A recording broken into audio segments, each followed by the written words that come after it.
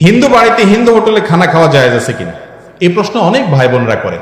ভাই, আমি একটা কথা বলি যে আপনি কার বাড়িতে খাইলেন এটা দেখার বিষয় না, দেখার বিষয় হলো কি খাইলেন। ইমাম সাহেবের বাড়িতে বসে যদি হারাম খান তাহলে সেটা হারাম হবে, আবার যদি একজন হিন্দুর বাড়িতে বসে হালালটা খান তাহলে খাওয়াটা কি হবে? হালাল হবে। আপনি কার বাড়িতে খাইছেন সেটা দেখার বিষয় না, কি খাইছেন সেটা হলো দেখার বিষয়। কথা কি বুঝাতে পারছি?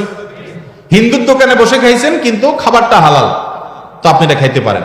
কিন্তু দোকানের মালিক মুসলমান, খাবারটা হারাম, তাহলে সেটা খাওয়া কি হারাম। এখন কথা হলো যে যদি কোনো অন্য ধর্মের ভাই খাবারের ভিতরে কোনো হারাম মিশায় থাকেন আপনি জানেন, বা জোরালোর সম্ভাবনা থাকে, তাহলে সেটা আপনার জন্য খাওয়া যায় না। আর এরকম যদি সম্ভাবনা না থাকে আপনি খেতে পারেন, খাওয়াটা আপনার জন্য হারাম না।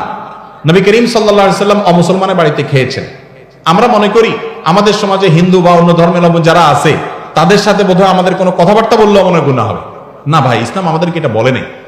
তাদেরকে বরং আপনার সুন্দর আচরণ দ্বারা ইসলামের সৌন্দর্য প্রকাশ করবেন। নবী করিম সাল্লাল্লাহু আলাইহি সাল্লামের একজন কাজের লোক ছিল ইহুদি, সেবক ছিল ইহুদি। আমি বলি আজকাল যদি কোনো ইমাম সাহেব যদি কোনো হিন্দুকে তার নিজের বাসায় কাজের লোক হিসেবে নিয়োগ দেয়, ড্রাইভার রাখে, চাকরি থাকবে ইমাম সাহেবের?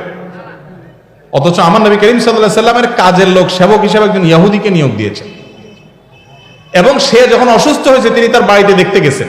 তাহলে বোঝা গেছে অমুসলমানরা তাদেরকে সেবা করতে যাওয়া, খেদমত করা, উপকার করা, তাদের বাড়িতে যদি দাওয়াত দেয় আপনি খেতে পারেন। তবে হ্যাঁ, অন্তরের অন্তঃস্থল থেকে যদি আপনি বন্ধুরূপে গ্রহণ করেন এবং মনে করেন না আমরাই তো, কোনো ভেদাভেদ নাই, এবং আল্লাহর শানে যে বৈরিতা বন্ধুতা সেটা যদি আপনার মধ্যে না থাকে, তাহলে ইমান নিয়ে টানাটানি হবে, সেটা ভিন্ন জিনিস। বাকি সামাজিক সম্প্রীতি বজায় রাখা, একসাথে সুখ শান্তিতে বসবাস করার জন্য একে অন্যের উপকার করা, পাশাপাশি দাঁড়ানো, এটা দোষ নাই, বরং এটা নির্দেশ আল্লাহ করেছেন।